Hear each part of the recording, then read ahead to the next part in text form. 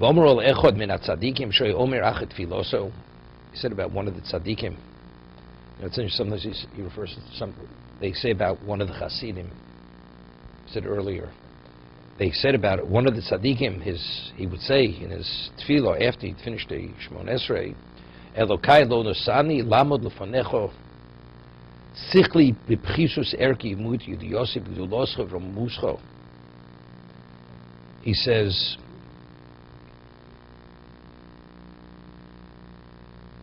I'm emboldened to stand before you, not by ignorance of my own paltry stature and inadequate knowledge of your greatness and transcendence.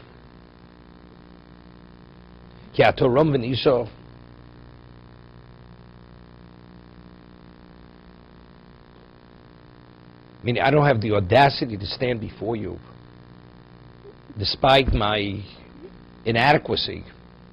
You're exalted. I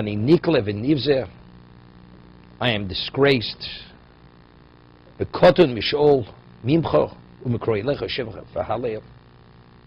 call out to you and to ask of you and to say your praise. For me to sanctify yourself with my voice, with the same expressions of the holy angels. But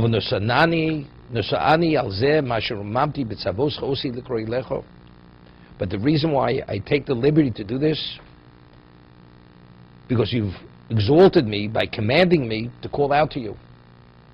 How does a person call out to Hashem?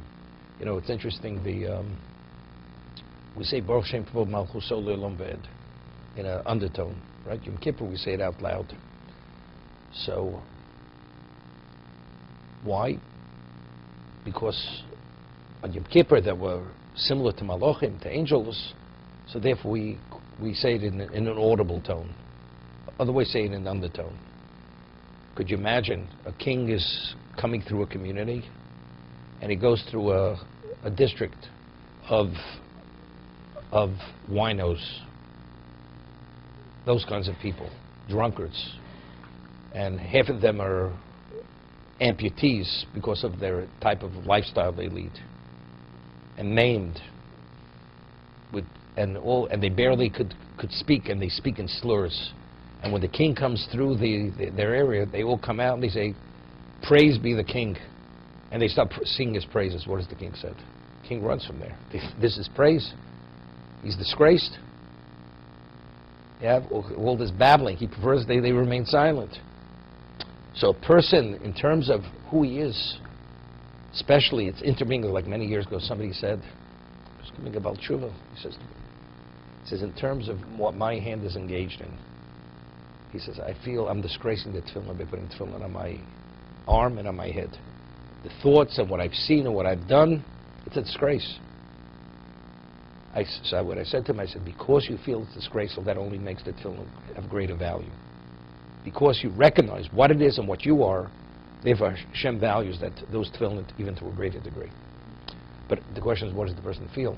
So the tzaddik says, in terms of me expressing your praise and speaking to you, asking for my needs, it's totally inappropriate. For me even to stand before you, it's disgraceful. But you've elevated me and you command me to ask of my needs from you. Abnusanani alzer al masheramamtani b'tzavos chosi likro elecho v'shesi sani l'shabeach eshimcha elyon, and you're giving me permission to praise your exalted name. You know, one of the piyutim we say the night of Yom Kippur, we speak about what we are versus what the malachim is. We say that is his praise. Kihisi losecha. We say it many times. Although we are just formed from earth, and we're this or we're that, and we say Kihisi losecha. That's Hashem's praise. It's like, you know, you train a retarded person to sing your praises. Now when you snap your fingers, he starts singing your praises. So he said, what is it? It's a joke. He's singing your praises. Does he even understand who you are, what you are? So in terms of our understanding or grasp, we have no relevance to fathom in the iota of what Hashem is. The Ramchal writes that even after, at the end of time, what we will understand of Hashem's essence will be less than a drop in the ocean. It will not be a tipa shabiyam. Regardless of who we are, Hashem is an infinite being. We are finite. So in terms of whatever we're able to fathom or grasp, even with all the barriers removed, it'll be a tipa shabiyam to that degree. So today, when we ask our needs, it's a disgrace, doesn't make a difference. Im harosi avodosi l'choshiflosi l'fonecho. To be continued.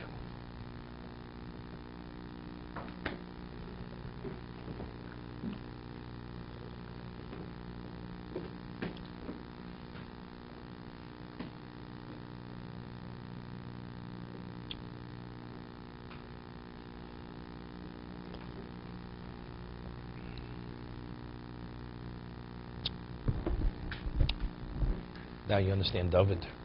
Hashem supposed to say, Tiftoch v'yagiti l'secha.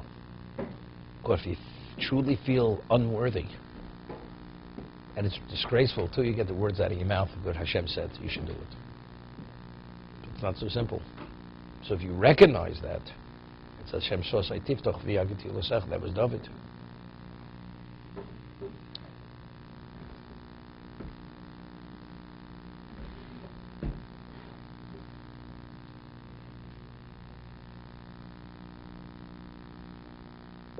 Mentioned the story with the Rav Chaim Volozhina. Chaim Volozhina was the primary student of the Vilna Gaon. So he had a son. His name was Rav Itzla Volozhina. And his son said, when he was 10 years old, says to his father, he never met the Vilna Gaon. So he says to his father, he'd like to go see the Rebbe. He referred to the Vilna Gaon as the Rebbe in the house, in the home. Good gebencht yor. So the moment he said to his father, I'd like to go see the Rebbe, Reb Chaim Volozhin started to tremble. Just thinking of his Rebbe, he started to tremble. You understand?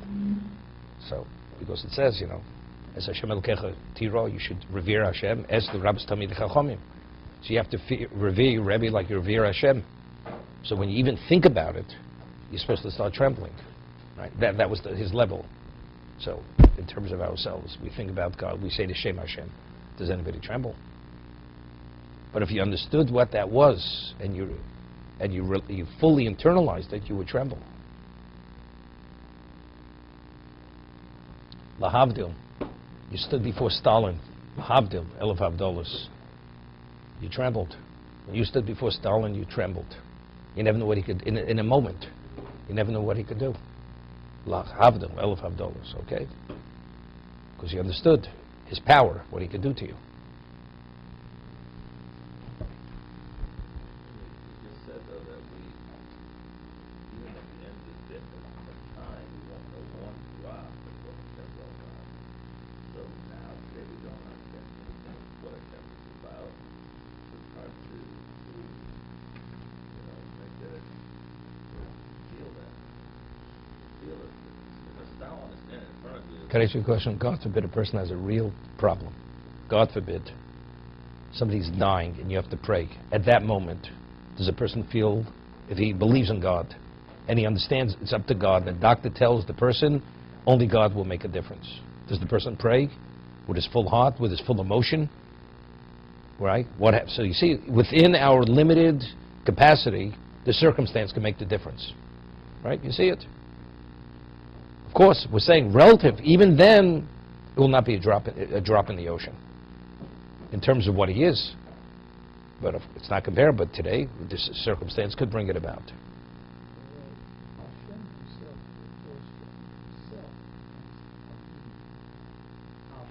He calls us children.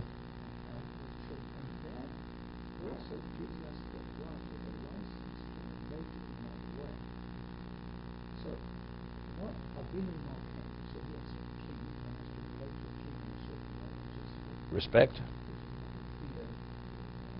But there's a mitzvah to revere a parent too.